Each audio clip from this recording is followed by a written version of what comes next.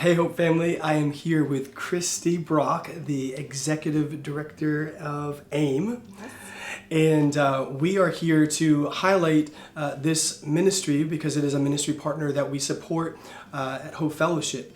And so we just want to take this time to just introduce to you what AIM is all about. And we're going to start with, what does AIM stand for? We started 33 years ago as Anderson Interfaith Ministries, but over the last several years we have looked at opportunities to really spread our ministry more than to Anderson, Right. And we feel like that Anderson limits us. We are also going to be known as just AIM, and that is we accept people where they are. We want to inspire them to want a better life, and we want to minister to them along that journey.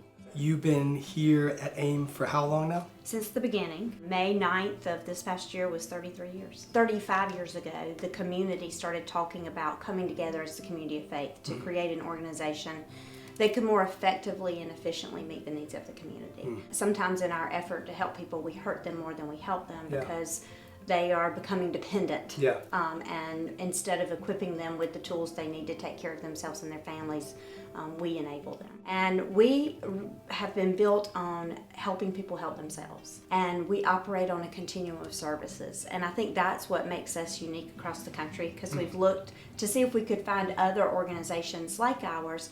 And there are a lot of other organizations out there doing great things, but they're not doing the continuum, because our ultimate goal is to help people become self-sufficient. If you come to me and you're hungry or you're worried about your children being evicted, you're not thinking about financial wellness. Right. You're not thinking about getting your education. Right. You're thinking about your immediate need. So we know we have to minister to that first, and then encourage them to take advantage of other programs that we have that can equip them to take care of themselves and their family. There's lots of opportunities for your congregation to engage with us. People ask me, of course, what are some of the most pressing needs you see in the community or even across the state? Housing.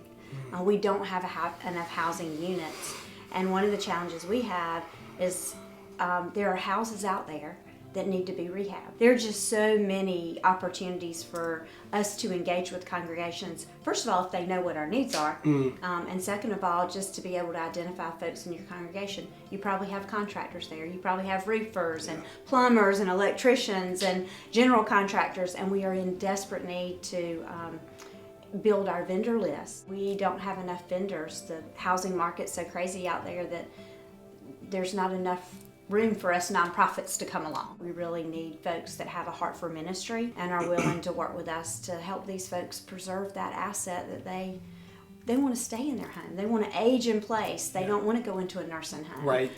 So we all win if we can help them do that. We have a Women and Children Succeeding program, and it's a college support program for mothers that are wanting to get a college degree. And one of the things that we have in this program is mentors. There may be folks within your congregation that would love an opportunity to mentor a mother and help her while she's trying to get her education, be that mom she wants to be, and work enough to provide minimal resources at least to help their family. Right. You were here at the beginning. Why? Why did you say yes to this ministry? Well, I graduated from Presbyterian College with a degree in psychology, and I wanted to save the world. So I started back to Clemson to work on my master's, and I ended up going to work for Crisis Ministries. That's when they were starting the creation of this organization, which took about 2 years to lay the groundwork. I was helping my ex-husband build his new business, which was the dry cleaners. And Pete came in and said, hey, I'm on this board and we're getting ready to hire somebody, and I think you would be great. So I want you to pray about it, and if it's something that you want to do, let me know. I think we were talking about a little bit earlier that there's opportunities for college students to be able to get involved. Tell me a little more about that, because we got a lot of college students at Hope. Yes, great. We have an AmeriCorps and an AmeriCorps Vista program. The Vista program is capacity building, media, social media, marketing, technology, anything that's going to build the capacity of your organization. And then the AmeriCorps program, they actually feed folks in our food pantry. They work in the housing program. They work in our pivotal support, actually doing case management for folks. So it's a great opportunity. It pays, I think, about $12 an hour. And then you have a $6,500 education stipend that's tax-free. And there are a lot of other benefits that come with it. So if you really have a heart for missions, and you may want a gap year from college, or you may be a college student taking only 12 hours and you have the time, it's a wonderful opportunity to build your resume and to give back to the community. I love giving people a tour, because I say if somebody doesn't believe in God, all they have to do is come to AIM and walk our campus. And we have 6 buildings, and they're all in a row. We have almost the whole block. Each building became available when we needed it, and we had the resources to purchase it. So we pretty much own this whole block, or God owns this whole block, and He's provided it to us just in the right time. So that's just been really cool.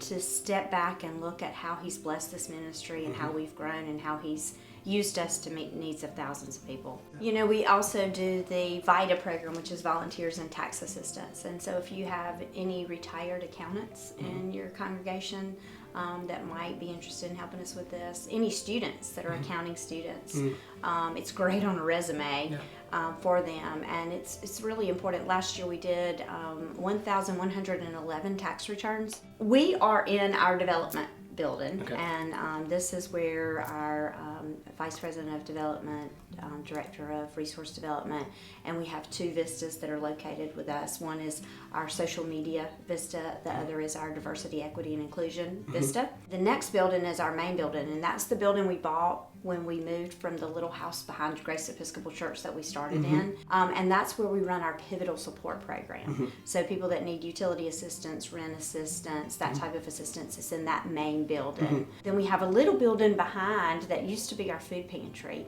And when you walk and you'll see how God's blessed us, because we went from like a 800 square foot building to a 5,500 square foot building where we run our food ministry. And then COVID hit. And we very quickly realized that we couldn't do business as we did business. And we're talking on the Sunday night that the world shut down. And we were like, we got to feed people tomorrow. And so we were here. And we just did it where people picked up the food, and that didn't sit well with me. And so my normal time for God to wake me up and give me ideas is 3 o'clock in the morning, and I was like, drive-through. And so we started doing a drive-through food pantry, and we just placed the food in the cars of folks. We were able to turn that into a permanent drive-through because we were feeding 3 times as many people in a third of the time. So now we're feeding about 45 families a day, and we're doing it in less than an hour. Our main food pantry, which we used to have, is a warehouse. And so we use that. We do food rescue 6 days a week. We're able to then do the boxes that we give to families, and we load a little building, and that's where the food's dispersed. And so folks line up at 9 o'clock, and we're able to put the food in their box, and they go on. We encourage them to come back for an orientation because we want them to know about all the services that we provide here and what our partners provide. We have a partnership with the United Way, and it's the United Way Financial Stability Center at AIM. So in that building, we do our orientations, but we also have financial literacy classes. So anything that could help folks stretch their budget or increase the dollars going into their budget is what we're trying to do there. In that building that used to be our food pantry, that's where our housing program is. We run the housing program out of that. We call it AIM Central. And that's where folks come, and then they can be directed down the rest of our campus.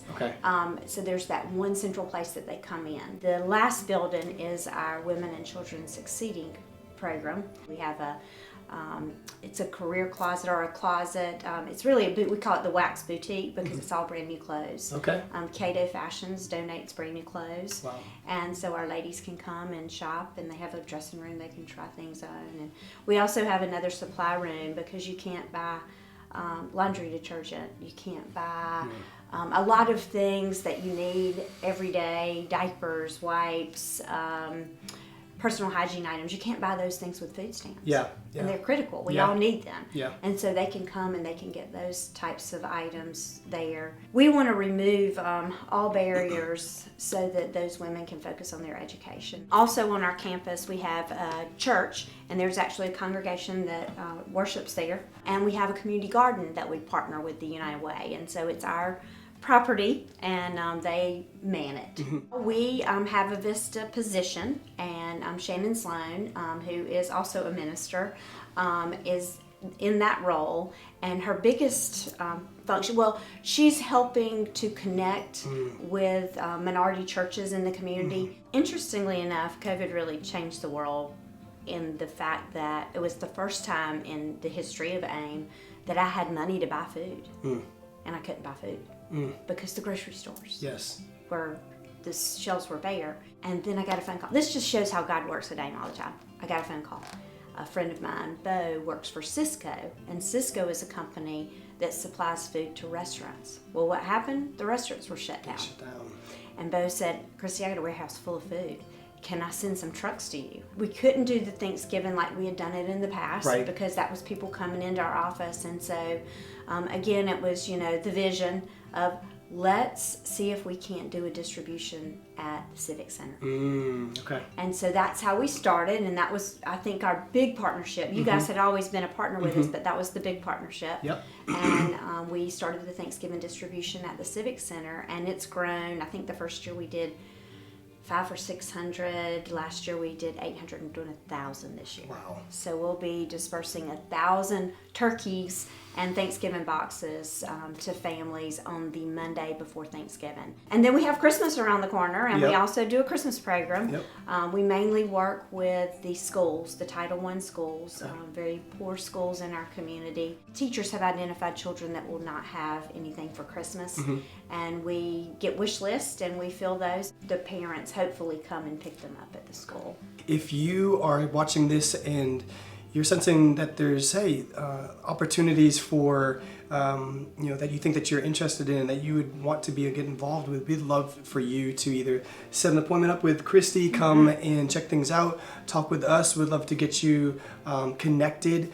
But what are some ways that we could be praying for you and AIM here? Well, I think, always if God would just continue to provide the resources, and He has. I mean, we just have to trust Him. This is His ministry, that He will provide the resources that we need to continue to minister to folks in the community, and that He will continue to provide the hands to do it, be that volunteers, be that staff. And then a very specific need is we are going to be starting a program called Food Share, and that is where we're trying to get fresh fruits and vegetables to folks that need it, in particularly health reasons.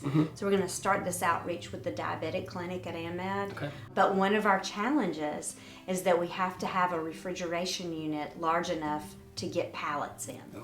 And we don't have that. We need prayer to be able to figure out how we're going to do that. Absolutely. There is so much good work being done in and through AIM, and just so aligns with the Heart of Hope and for kind of what we're about. And so thank you so much, Christy. Thank you so much for all that you're doing and for your team here. Thank you for your partnership, and thank you for the opportunity to share our work with your congregation.